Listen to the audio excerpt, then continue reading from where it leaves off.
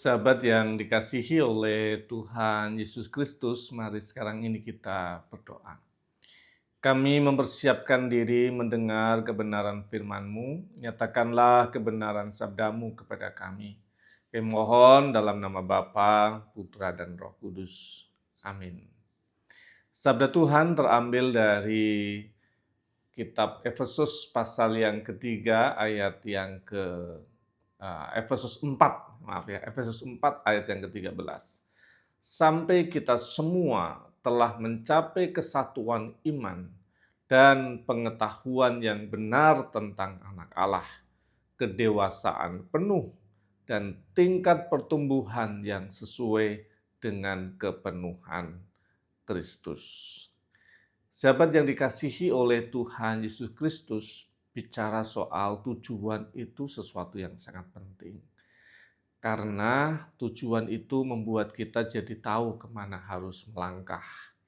Kalau saya bilang saya akan pergi ke Solo, maka saya tahu jalur dan jalannya untuk bisa pergi ke sana. Kalau kita menggunakan aplikasi yang menuntun kita di perjalanan, maka kita harus menulis dulu tujuan. Nggak mungkin kita akan dituntun kalau kita nggak menentukan tujuan. Bahkan untuk hal yang sangat sepele, supaya kita dipandu dengan aplikasi di HP kita, kita harus menulis tujuan. Tujuan juga menjadi cara kita mengevaluasi diri kita. Tujuan akan membuat kita tahu saya sedang ada di posisi mana, benar atau salah langkah yang saya sedang pilih ini. Jadi tujuan akan menjadi sangat penting dan serius. Nah, ada seorang tokoh dengan 7 kebiasaan baik itu, efektif itu, memikirkan hasil akhir itu sesuatu yang sangat penting. Karena dikatakan bahwa kehidupan ini diciptakan 2 kali. Satu diciptakan di mental kita, baru kemudian langkah-langkah yang akan kita lakukan untuk mencapai tujuan sesuai dengan gambar yang ada dalam pikiran kita. Dan salah satu caranya adalah bayangkan kita ada dalam situasi terakhir hidup. Kita ada di peti mati dan kemudian kita bayangkan kesan apa yang ingin orang lain kita, ya, kesan apa yang ingin kita dengar dari keluarga kita. Siapa yang menangisi kita?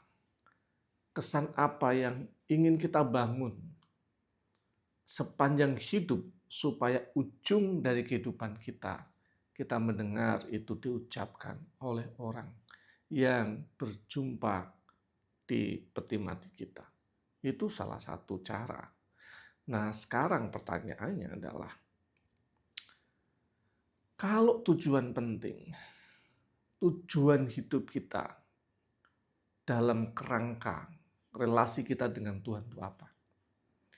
Kalau tujuan itu penting, tujuan iman kita di dalam Kristus itu apa?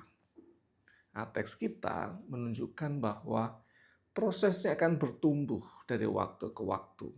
Nah, kuncinya ini, dikunci di ujungnya, tujuan itu adalah serupa dan segambar dengan Kristus. Apapun dinamika ini dalam hidup, maka kita sedang menuju pada satu tujuan penting. Tujuan pertumbuhan itu adalah serupa dan segambar dengan Kristus. Karena kita segambar dengan Allah, diciptakan dengan Allah. Tuhan menciptakan kita segambar dengan Dia. Maka coba cek, apakah hidup kita serupa dan segambar dengan Allah.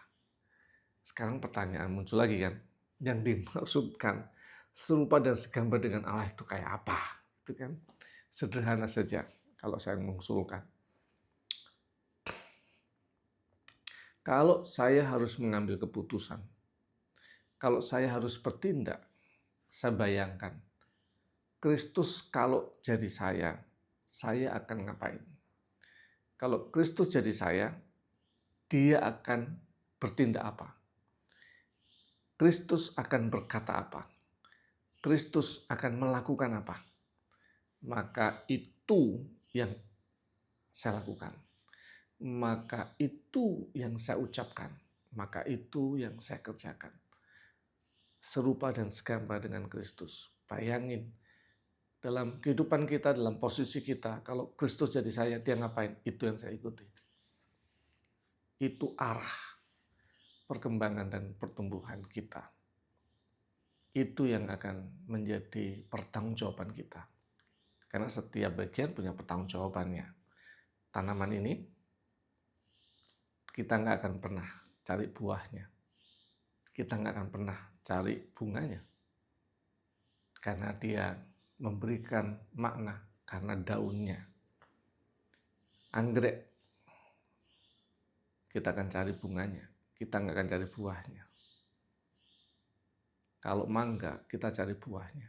Kita nggak akan cari bunganya. Nggak penting daunnya. Sama persis. Tuhan akan cari apa? Apakah saya serupa dan segambar dengan dia? Semoga kita mengarahkan hidup, hati kita, pikiran kita pada tujuan yang ditetapkan Tuhan buat kita. Serupa dan segambar dengan Kristus. Tuhan Yesus memberkati. Amin.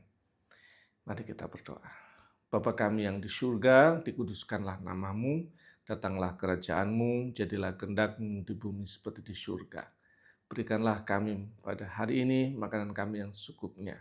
Dan ampunilah kami akan kesalahan kami, seperti kami juga mengampuni orang bersalah pada kami. Dan jangan bawa kami dalam pencobaan, tapi lepaskanlah kami daripada yang jahat. Karena Engkaulah yang punya kerajaan dan kuasa dan kemuliaan sampai selama-lamanya. Amin.